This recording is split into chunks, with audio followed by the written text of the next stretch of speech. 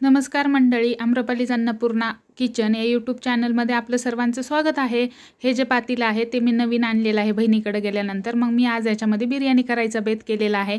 चला तर याच्यासाठी लागणारं साहित्य पाहूया। सर्वात पहिल्यांदा बासमती तांदूळ घेतलेला आहे, तो मी अर्धा किलो घेतलेला आहे। त्याला 1 घंटा भिजवलेला आहे पाण्यामध्ये। नंतर टोमॅटो, अद्रक लसूणची पेस्ट, कांदा, कोथिंबीर, हिरवी मिरची, लिंबू हे सगळं व्यवस्थित चॉप करून घेतलेलं आहे। त्याच्यानंतर मी चिकन अर्धा किलो छान धुवून घेतलेलं आहे आणि ही वन पॉट बिर्याणी आहे, त्याच्यामुळे मी एकाच पातेल्यामध्ये चिकन पण व्यवस्थित शिजवून घेणार आहे आणि त्याच्यातच मी भात पण टाकणार आहे। नक्की ट्राय करा, खूप छान आणि टेस्टी लागते। आणि सर्वात पहिल्यांदा तेलामध्ये मी खडे मसाले न घालता मी कांदा परतून घेतलेला आहे, कारण पहिल्यांदा जर खडे मसाले घातले तर ते करपतात।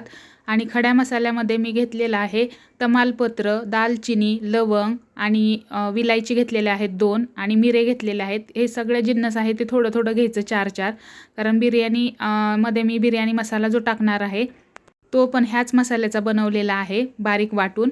आणि सर्व जिन्नस मी आता टाकलेले आहे त्याच्यामध्ये, मिरची, टोमॅटो, आता मी याच्यामध्ये बिर्याणी मसाला टाकलेला आहे, गरम मसाला टाकलेला आहे, त्याच्यानंतर जिरे पावडर टाकलेली आहे, त्याच्यानंतर मी हळदी पावडर, लाल तिखट आणि त्याच्यानंतर मी धनी पावडर, एवढे सगळे मी मसाले टाकलेले आहेत। त्याच्यानंतर मी लिंबू पिळून घेतलेला आहे आणि लिंबू पिळून घेतलं की लगेचच बघा मी थोडंसं तिखट आणि हळद परत अजून जास्त टाकली, कमी टाकली होती आधी।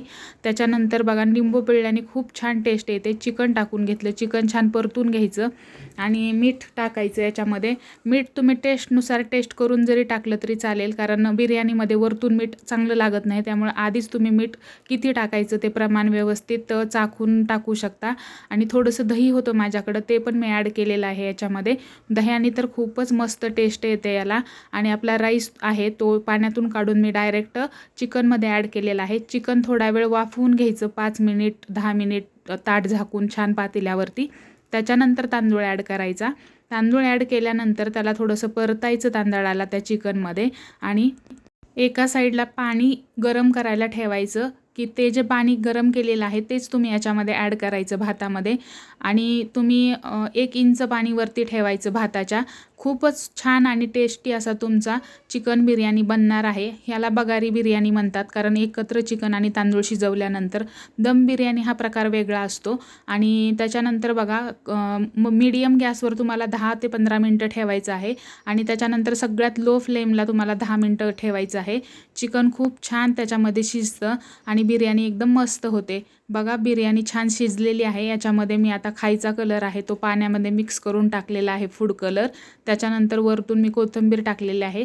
तुम्हाला जर तळलेला कांदा आवडत असेल तर तो टाकू शकता, आमच्या घरी आवडत नाही म्हणून मी टाकलेला नाही। आणि बिर्याणी आपली रेडी आहे। तुम्हाला रेसिपी कशी वाटली नक्की कमेंट करून सांगा आणि आवडली असेल तर चॅनलला लाईक, शेअर आणि सबस्क्राईब करायला विसरू नका।